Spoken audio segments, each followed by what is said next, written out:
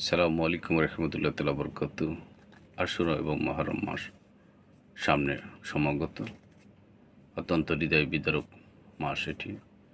আমার দয়াল নবীজির দৌহিত্র হযরত ইমাম হাসান রাদিয়াল্লাহু তাআলা আনহু, হযরত ইমাম হোসেন রাদিয়াল্লাহু তাআলা আনহু সহ ৭৩ জন আহলে বাইত এই মুহররম মাসে শাহাদাতের পেলা পান করেছেন, নানা জানের দিন ইসলামকে জিন্দা করতে। কারবালার থেকে ইসলাম আসল এসেছে, ইসলাম নকল এসেছে। তাই আমরা ইসলাম আসল এবং ইসলাম নকল কোনটি আমরা যদি একটু চিন্তা ভাবনা করি, তাহলে আমাদের ভিতরে বা আমরা স্বচক্ষে দেখতে পাবো কারা কি চাচ্ছে।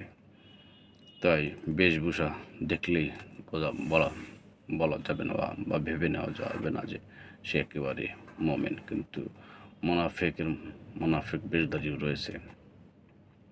হোসাইনি ঝান্ডার মধ্যে রয়েছিল ভালোবাসা, ইশক, মহব্বত। হোসাইনি ঝান্ডার মধ্যে রয়েছিল অন্যের সাথে আপোষ না করা। হোসাইনি ঝান্ডার মধ্যে রয়েছিল সুফি তত্ত্বের যে ভাষা, ভাবাবেগ, ভালোবাসা, মহব্বত, আদান প্রদান, ইশক, সেটা ছিল।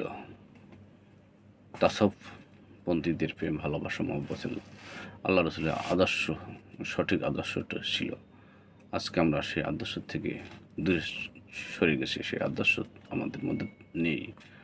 তাই আমার দয়াল নবীজি শরীয়তের হাক্কাত মারফাতের মাধ্যমে তিনি ইসলাম প্রতিষ্ঠা করে গেছেন।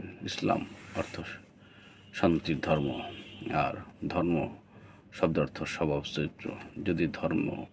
যদি স্বভাব চরিত্র হয়, তাহলে আপনার আমার কথাবার্তা, লেনদেন, সাংসারিক, সামাজিক, রাষ্ট্রনীতি সব কিছু কীরকম হওয়া উচিত সেটা আপনার উপরে ছেড়ে দিলাম।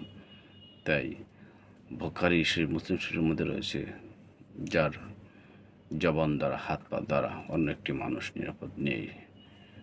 সে নামাজি হতে পারে, রোজাদার হতে পারে, হাজি সাহেব হতে পারে, সে তার দ্বারা অন্য একটি মানুষ নেই, সে তো মুসলমান হতে পারে না, সে তো মুমিন হতে পারে না। এখানেই তফাৎ, এখানেই হোসেন রাদিয়াল্লাহু তাআলা আনহু, হযরত জাইনুল আবেদিন রাদিয়াল্লাহু তাআলা আনহু সুফিবাদের যে ভাব রেখে গেছেন, সুফিবাদের যে ভাব রেখে গেছেন, যে দর্শন রেখে গেছেন, সেই দর্শনটি তরিকতপন্থীরা পীর মাশায়েখ উস্তাদের মাধ্যমে ধারণ করেছেন। সেইভাবে তারা এই সৃষ্টি চরাচরের ধারাধামে চলাফেরা করতেছেন। তাই আমরা কম্পেয়ার করব আসল এবং নকল কি। সকল কিছুর মধ্যেই আসল এবং নকল রয়েছে, সেটা আমরা পার্থক্যটা আমরা উপলব্ধি করব। পার্থক্যটা কী আমরা কোন হাদিস থেকে নেব, পার্থক্যটা কী আমরা তাদের আচার ব্যবহারের মাধ্যমে আমরা নিতে পারি। এবং কম্পেয়ার করুন।